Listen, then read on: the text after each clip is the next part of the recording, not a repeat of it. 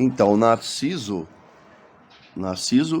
o mito de Narciso traz o quê? Que o Narciso só olhava para si próprio, né? É aquele que só olha para si próprio e não vê o outro, né? São pessoas egocêntricas, egoístas, controladoras, dominadoras, geralmente tem impor sempre a sua vontade, não tem flexibilidade, né? Então, e o que que era a Eco? A Eco era apaixonada por Narciso, mas Narciso só se achava ele próprio lindo, se olhando na sua própria imagem. E a Eco vivia atrás dele, e ela morre de tristeza, por isso que vira o eco que se repete. Então, quando a gente vai ir numa relação, é sempre o que eu digo, até onde você se permite ir com o outro, porque existe um limite da convivência. Fala, não, peraí, se a pessoa está fazendo, abusando de mim, eu estou permitindo que ela abuse de mim. Você entende? Você entrega a sua autonomia na mão do outro, fala, nossa, ele faz isso comigo. Então, porque você permite, né? Você se permite ser eco daquele narciso. Então você desenvolva seu próprio narciso, ou seja, sua própria autoestima, sem se tornar egocêntrica, egoísta, com flexibilidade, tendo empatia, olhando para o próximo.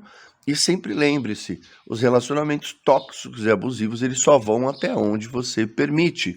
Você é dona do seu mundo psíquico, você tem a chave para abrir e fechar o que você quiser. Então, relacionamentos tóxicos só vão até onde nós permitimos. Então, amar mais de uma pessoa ao mesmo tempo. Sim, mas de que tipos de amores nós estamos falando, né?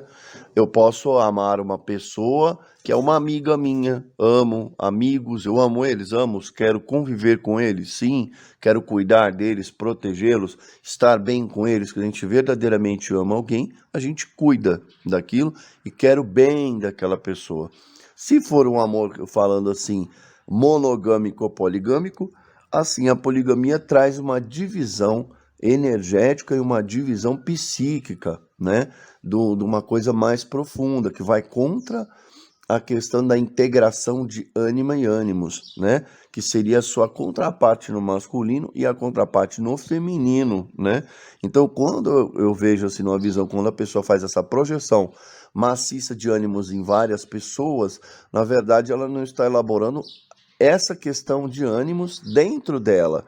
Então ela acaba projetando em várias pessoas como se ela quisesse escolher vários fragmentos de coisas que ela precisa aprender e elaborar no outro que ela devia estar integrando nela. Então essa questão da poligamia, quando acontece, geralmente nos casos que eu atendi, dá essa questão de má elaboração de ânimos interno, por isso fazendo uma projeção no poligâmico, né? Dentro da questão de relacionamento homem e mulher, né? Então, dá para amar? Dá, mas que tipo de amores nós estamos falando? Que tipo de relacionamentos? Porque assim, o amor de um homem e uma mulher, de um casal, ele vai puxar questões psíquicas mais profundas, que é diferente de relacionamentos superficiais que as pessoas têm, de ter um caso, de ter uma coisa e outra. E você pode ver, geralmente quando a pessoa tem um caso, tem um amante, tem algo assim, ela acaba indo buscar nisso alguma coisa que está mal elaborado nela. Então ela vai buscar fora, nessa projeção, o que ela poderia estar trabalhando internamente, internalizando nela e tirando essa questão, que tem pessoas que têm uma estrutura de buscar sempre em algo fora e não dentro, né? Busca no externo, em aventuras, em outras coisas, fazendo um mecanismo de compensação, às vezes, de algo que está acontecendo na vida dela. Mas sim, é possível amar, cuidar, querer bem de várias pessoas. Então, a questão da traição, a gente tem que tirar essa perspectiva de homem ou mulheres. As pessoas traem, né? Aí a gente pensa, por que que as pessoas traem, né? Qual é a motivação interna que leva ela a buscar algo fora que ela não trabalhou internamente para buscar nela? E aí, quando é nessa pergunta, também já traz um cunho assim, nós dando o nosso melhor, nós nos dando o que temos de melhor, mas ele não reconheceu. Por que que ele não reconhece? Porque ele tem aquilo mal elaborado dentro dele. Então se cria uma expectativa, uma fantasia, né? De que ele vai reconhecer o seu melhor, entende? A sua expectativa está em que ele reconheça esse melhor, e aí você fica numa esperança, entregando na mão do outro algo que é seu. É como se você falasse, ó, tem um tesouro aqui, você vai reconhecer? A pessoa não quer reconhecer o tesouro. E aí o que que você faz? O tesouro é seu, né? Então aí você volta para você e já fica embutido uma questão aí inconsciente, né? De valor e desvalor, né? E aí você põe na mão do outro o seu valor. É como se você falasse para ele assim: eu vou te contar um segredo. Aí fala assim, você guarda, mas se nem você guardou o segredo, por que que o outro vai guardar? Se nem você valorizou o seu tesouro, por que que o outro vai valorizar? Entende? Então é por isso que pessoas podem valorizar ou não valorizar algo, mas o princípio é nós entendermos que quando a gente dá o nosso melhor, a gente está dando o nosso tesouro. E a gente não pode esperar que o outro valorize o nosso tesouro se a gente não valoriza, porque a gente deixa numa expectativa do outro cuidar daquilo que é nosso, né? Se a pessoa não valoriza, logo nós percebemos que ela tem uma questão interna dentro dela para ela elaborar o que é valorização e desvalorização, né? Então a gente não pode entregar na mão do outro o nosso valor, porque se ele mesmo não sabe valorizar o dele, como é que ele vai valorizar o seu? Entende? É uma questão interna dessa pessoa, não sua, né? Que ela precisa elaborar. E você precisa elaborar assim, poxa, por que que eu estou me permitindo entrar numa situação de desvalorização do outro para com o que é o meu valor? Então, o que eu acho de swing, suruba e relacionamento aberto é o seguinte: se a pessoa está fazendo isso no momento solteira, de experimentação e aprendizado, e ela entende para ela própria, ela entra naquilo, sabendo o que ela está fazendo e o que ela vai colher, a gente vai entrar no Freud totem e tabu. Por que que existe o totem e o tabu? Existem tabus e totens que eles são feitos para a preservação psíquica da pessoa no núcleo e na cultura que ela é criada. E isso é uma proteção psíquica. A partir do momento que você sai dessa proteção psíquica e você começa a entrar nessas questões coletivas, e tudo que é coletivo faz a gente perder um pouco o nosso ego, o nosso eu, a nossa referência. E aí você vai na manada, você vai naquela questão coletiva. Você pode ir lá fazer essa experiência, essa experimentação? Pode. Só que aí você tem que perceber se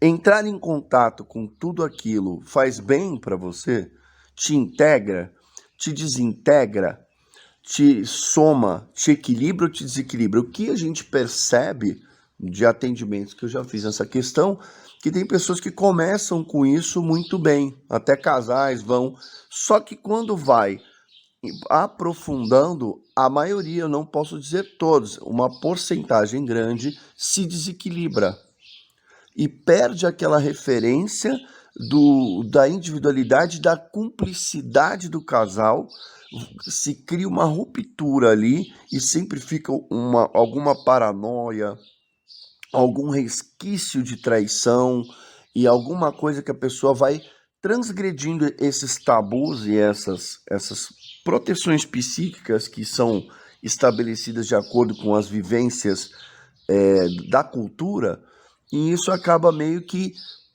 afetando a pessoa de forma não muito positiva, até para viver um relacionamento com fidelidade, com a cumplicidade, aí fica um pouco mais difícil por conta dessas transgressões, principalmente sim, pô, mas ele me ama, tá comigo, mas aí tá com outra, não, mas é só sexo, aí depois, mas entende? Fica uma projeção de buscar naquilo coletivo, de buscar compulsivamente outras pessoas fora o que é externo, do que devia estar sendo elaborado no que é interno, né? Então aí a gente tem que tomar cuidado e ver assim, quanto isso vai integrar o ego, a jornada e a vivência pessoal de experiência e aprendizado da pessoa, e o quanto isso pode ser uma compensação e uma fuga da realidade através dessas fantasias que acabam entrando numa questão que não se complementa, como o Reich vai falar, não chega na pulsão orgásmica, né? Fica uma coisa meio masturbatória entre corpos ali, mas não chega naquela questão da integração do casal, daquela troca entre ânima e ânimos que vai fazendo uma complementação do que te integra enquanto ser na sua jornada de vida para você alcançar o seu yourself, a melhor versão de você e tal. Entendo que isso existe no mundo, mas a gente tem que entender assim, se isso faz bem pra gente, se isso faz mal, se isso integra ou desintegra a gente. Então, o que o Jung vai falar é que nós temos a primeira metade da vida e a segunda metade da vida, onde a gente vai entrar em metanoia.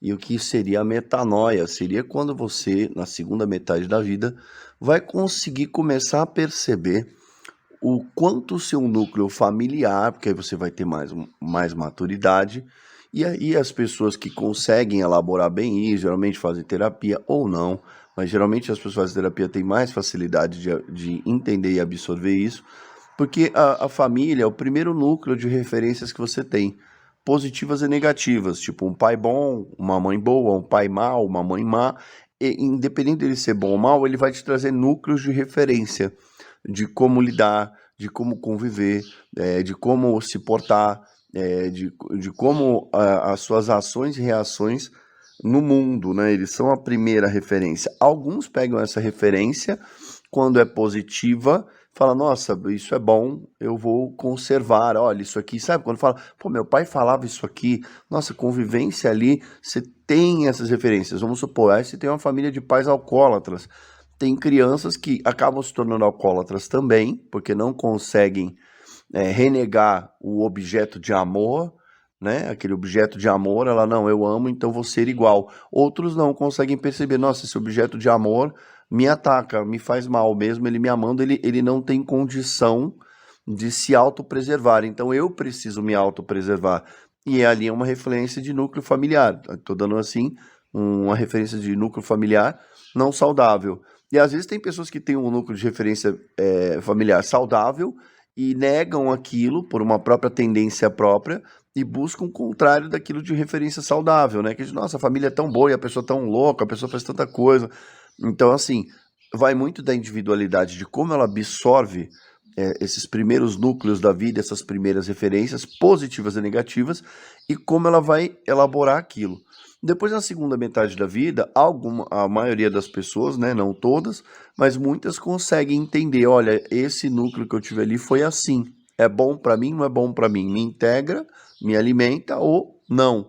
E aí ela começa a perceber e tentar criar a sua própria jornada, o seu meio termo, o seu bom senso para lidar com as coisas além daquela referência. Mas até saída da adolescência até o começo da vida adulta, a gente acaba usando muito essas referências. Na segunda metade da vida, como Jung fala, a metanoia entra e aí você começa a conseguir ir um pouquinho além daquilo, mas sempre vai ser uma base de referência para você, os núcleos familiares de convivência e que dinamismos psíquicos tem ali, que formas de conviver, que formas de ver o mundo, o que é saudável, o que não é saudável, né? Então, sim, interfere, influencia muito nas construções do nosso eu, do nosso ego e do nosso desenvolvimento, até um dado momento que há uma maturidade e aí há uma ruptura, mas uma ruptura com uma releitura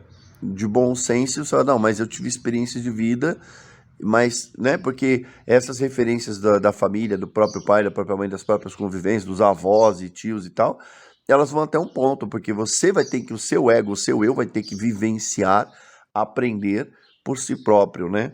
Mas essa primeira referência é muito grande, assim. Então, a gente percebe que os relacionamentos, né, de certa forma, você ser homossexual, interfere neles enquanto expectativas deles, né? Que aí você não correspondeu às expectativas deles, mas você correspondeu à sua expectativa. Isso foi saudável para você, né? Talvez você tenha que fazer um trabalho interno e não deixar essas projeções dos outros, né, de expectativa dos outros, interferirem no seu relacionamento. Aí teria que realmente fazer uma terapia, ver mais profundamente como você está lidando com as expectativas externas e o quanto você internalizou essa rejeição e está levando para o seu relacionamento essa projeção. não elaborada, né? Aí teria que ver como você é e por que que seu relacionamento não está dando certo, né? O que que você fez com aquilo que foi te dado, e às vezes você pode não estar dando no seu relacionamento por algo, por uma questão pessoal sua que tem que ser elaborada, né? Além dessas, eu não acredito que só essa expectativa dos outros pode ter influenciado, danificado muita coisa em você, mas o seu relacionamento tem em mente que ele é seu, próprio seu, uma com atitudes e decisões suas, né? É responsabilidade sua, independente das expectativas externas, você conseguindo diminuir essa cobrança que foi feita sobre você, porque você é uma pessoa, independente de sexualidade, pessoas são sempre pessoas. A sexualidade, ela é secundária, né, na questão psicológica, dentro da minha visão. Pessoas são pessoas, elas vão ser boas, mas pessoas heterossexuais também terão essas projeções. Quantas pessoas, vamos dar um exemplo, tem um pai, a mãe não gosta da pessoa que o hétero, a mulher que o hétero escolheu para casar, ou vice-versa. Aí você vê, pessoas têm sempre essa questão das expectativas, boas e ruins, de aceitação e não aceitação, né? Aceitação ou rejeição, independente da sexualidade. São pessoas, então pessoas têm esses termos de aceitação e não aceitação dentro dos seus núcleos de convivência, por mais N motivos que tenham. Uns vão usar a sexualidade como desculpa, outros vão usar o caráter do outro como desculpa, outros vão usar sempre alguma questão de julgamento e referência com relação ao outro, à pessoa, o que uma pessoa traz ou o que a outra pessoa traz. Isso também interfere. Então, eu vejo que relacionamentos e pessoas sempre trazem, né? Sempre trazem questões a serem elaboradas de quanto há expectativas ou não expectativas, o quanto a gente tem que corresponder ou não, e o quanto isso afeta ou não afeta nossos relacionamentos. Então, a gente percebe que a traição, como eu até foi dito aqui em outras respostas, a traição é sempre uma questão assim, né? Do valor e do desvalor que a gente dá para o outro ou que o outro dá para a gente, né? Então, quando ela te trai, ela está numa questão dela de não te valorizar e não valorizar ela própria. Então, ela deve estar buscando numa projeção massiva, buscando em outras pessoas o que ela deveria estar buscando dentro dela, e a gente teria que entender qual é a motivação dessa projeção e dessa fuga da realidade do relacionamento que ela não consegue construir. E aí, quando você trai ela, você faz um espelho para ela do que ela própria não conseguia elaborar. Então você se torna um aspecto dela própria que ela não elabora. Então ela não consegue mais aceitar você, porque você se tornou uma parte igual dela. E ela precisava de você numa outra contraparte ali, passiva, para ela fazer essa projeção. E aí, qual é a motivação dessa projeção? O que que ela está punindo nela, ou o que que ela está punindo no outro, fazendo de você uma referência disso. E aí, quando você se torna uma parte dela, igual a ela, que não respeita, que busca no outro, que aí você dá uma resposta inconsciente para ela: eu também tenho autonomia, eu também tenho capacidade, eu também, olha, eu estou parecido com você nesse aspecto aqui. Aí ela não consegue mais aceitar e elaborar, né? Porque aí teria que ver se essa perversão dela, né, essa questão de controle e autoafirmação que ela tá pondo nessa projeção dos outros relacionamentos que ela busca fora, que ela não elabora dentro dela, aí o quanto ela vê isso, né, dela própria em você.